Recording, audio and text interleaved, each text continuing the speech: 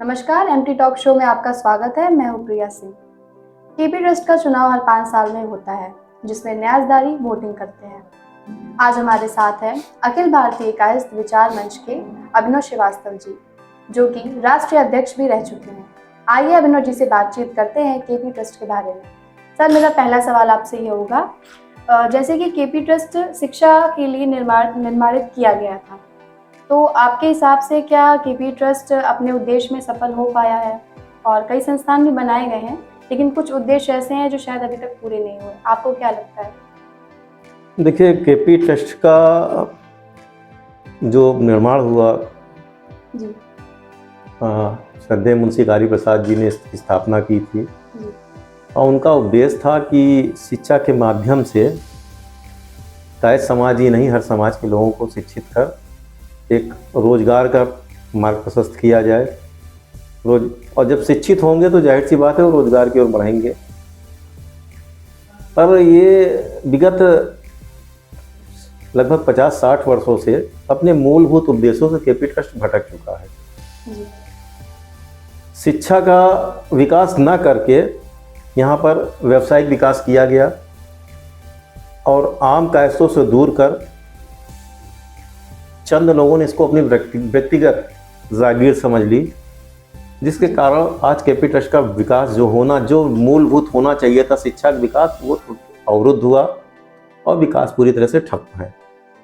Sir, क्या वजह है कि आज केपी ट्रस्ट व्यावसायिक होता जा रहा है? और कहा जाता है जो अध्यक्ष होते हैं वो जमीन का सदुपयोग नहीं कर पाते हैं, ऐसा क्यों? देखिए, प्रयागराज में ही 3 यूनिवर्सिटीज़ हैं और केपी ट्रस्ट जो कायस्थ पाठशाला जिसका निर्माण हुआ था, जिसको मुंशी जी ने स्थापित किया था जी। इन सबसे बहुत पुराना है। लगभग 150 पुराना इतिहास है, 150 साल पुराना इतिहास है इसका। और कायदे से तो शिक्षा का ही निर्माण होना चाहिए, शिक्षा का ही विकास होना चाहिए। लेकिन वर्तमान 50-60 सालों से बैठे चंद अध्यक्षों ने इसका विकास करने के बजाय अपना व्यक्तिगत विकास किया।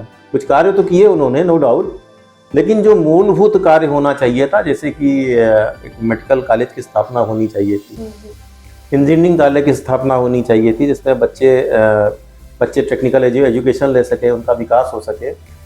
एक सीबीएसई बोर्ड की बड़े स्कूल की स्थापना होनी चाहिए कि सब कहीं ना हो के गेस्ट हाउस, होटल्स, तमाम चीज़ों का निर्माण हुआ, जो कि हमारा जो एक शिक्षा का उद्देश्य था इस ट्रस्ट के माध्यम से, उससे बिल्कुल भटका हुआ रहा। और इस भटकाव के कारण आज हमारा ट्रस्ट का जो मूलभूत विकास होना चाहिए वो नहीं हो सका। जिस विकास या जिस उद्देश्य से ट्रस्ट की स्थापना हुई, उस उद्देश्य पे हम वर्तमान अध्यक्ष को, जिनको लाना चाहते हैं, डॉक्टर सुशील सिन्हा जी को, उनको जिता सकें, उनको जिताकर ट्रस्ट की कुर्सी पर बिठा सकें।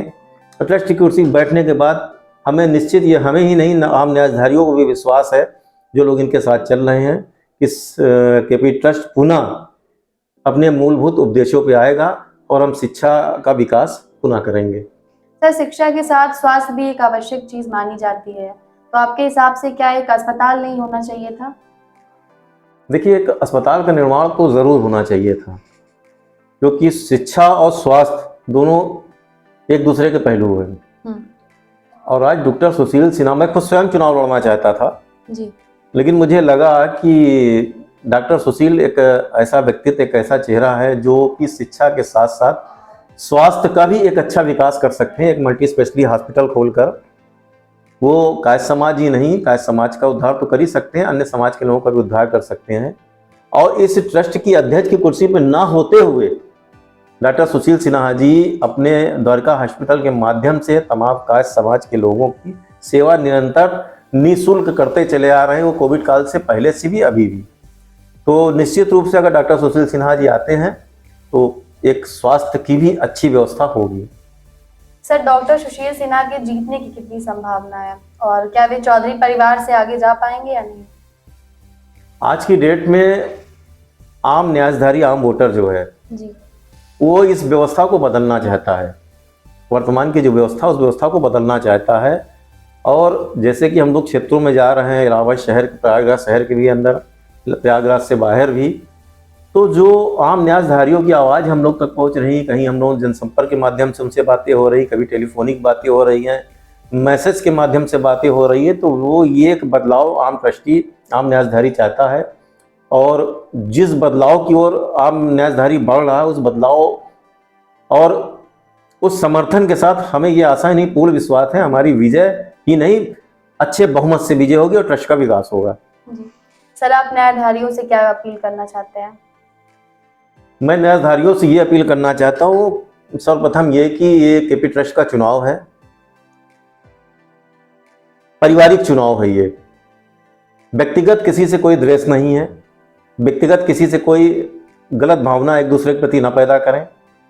परिवार का चुनाव, इसको एक उत्सव के रूप में मनाएं और जो ट्रस्ट के हित में सही है वो निर्णय लें।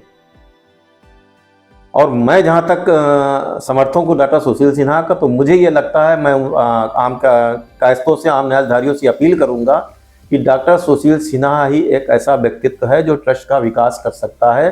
तो आम न्यायधारी एक बार इन्हें मौका दें, एक बार इन पे भी विश्वास करें और उस विश्वास को डॉक्टर सुशील सिन्हा ही नहीं, डॉक्टर सुशील सिन्हा के साथ जुड़ा हर व्यक्ति डॉक्टर सुशील सिन्हा बन के आम न्यायधारियों से और आम कायस्थ समाज के लोगों से, जिनको हम जोड़ना चाहते हैं भविष्य में, उनसे ये वादा करते हैं कि ट्रस्ट का विकास होगा, आपको किसी तरीके की शिकायत नहीं होगी, युवाओं का विकास होगा, आपके बच्चे शिक्षित होंगे, उनको ज़्यादा से ज़्यादा शिक्षा देने का कार्य, उच्च शिक्षा देने का कार्य हम लोग मिलकर करेंगे।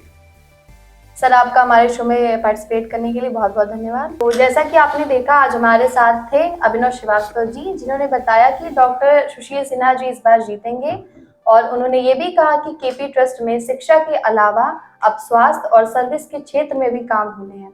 तो ऐसे ही नेताओं और प्रतिनिधियों से हम आपको रूबरू करवाते रहेंगे। तब तक हमसे जुड़े रहिए और देखते रहिए एमटी टॉक शो।